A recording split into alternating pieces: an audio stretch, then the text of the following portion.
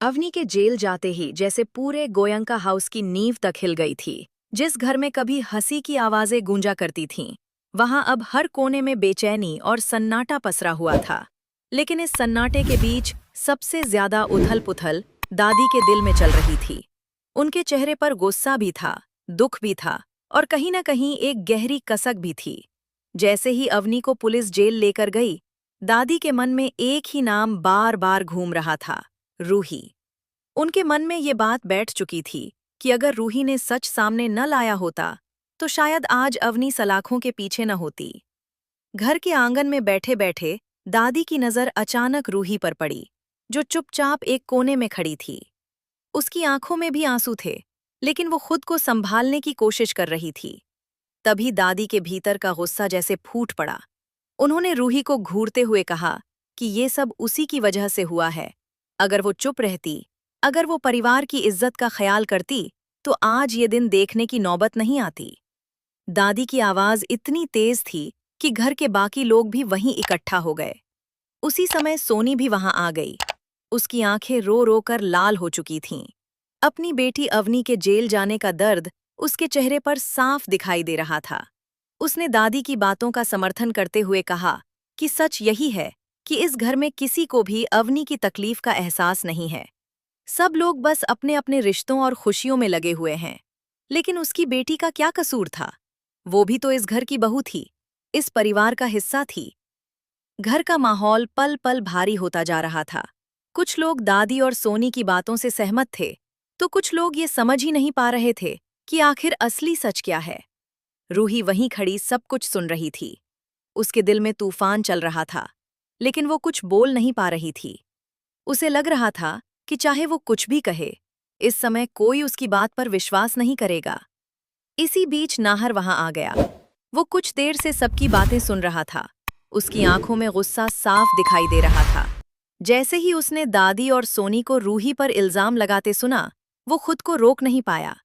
उसने आगे बढ़कर कहा कि किसी पर भी बिना सच जाने आरोप लगाना सही नहीं है।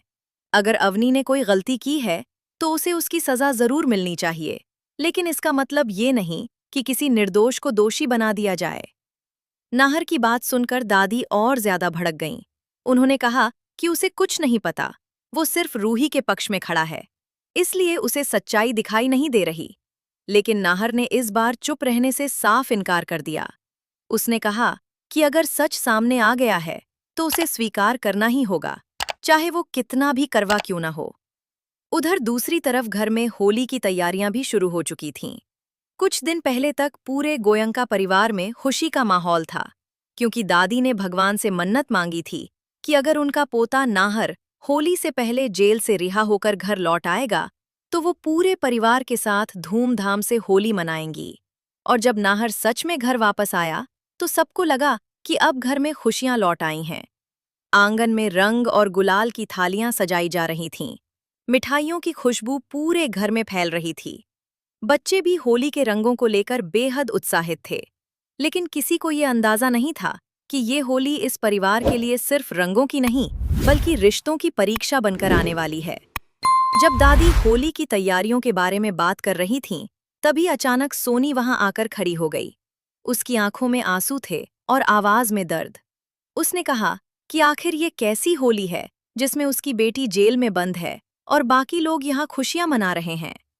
उसकी बात सुनकर सभी लोग चुप हो गए। किसी के पास कोई जवाब नहीं था। सोनी ने रोते हुए कहा कि इस घर में सबको अपना परिवार मिल गया, सबकी जिंदगी वापस पटरी पर आ गई, लेकिन उसकी बेटी की जिंदगी बर्बाद हो गई। वो सलाखों के पीछे है और कोई भी उसके दर्द को समझने की कोशिश नहीं कर रहा। सोनी के शब्दों ने जैसे पूरे माहौल को और भी भारी कर दिया।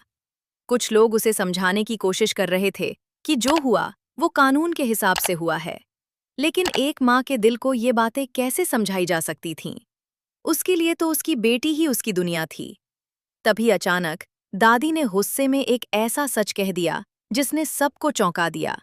उन्होंने कहा कि अवनी के जेल जाने की असली वजह रूही है। अगर रूही चाहती तो ये मामला यहीं खत्म हो सकता था, लेकिन उसने सबके सामने सच लाकर अवनी की जिंदगी बर्बाद कर दी। ये सुनते ही पूरे घर में सन्नाटा छा गया। सभी की नजरें रूही की तरफ उठ गईं। रूही का चेहरा एकदम सफेद पड़ गया था। उसे उम्मीद नहीं थी कि दादी इतनी बड़ी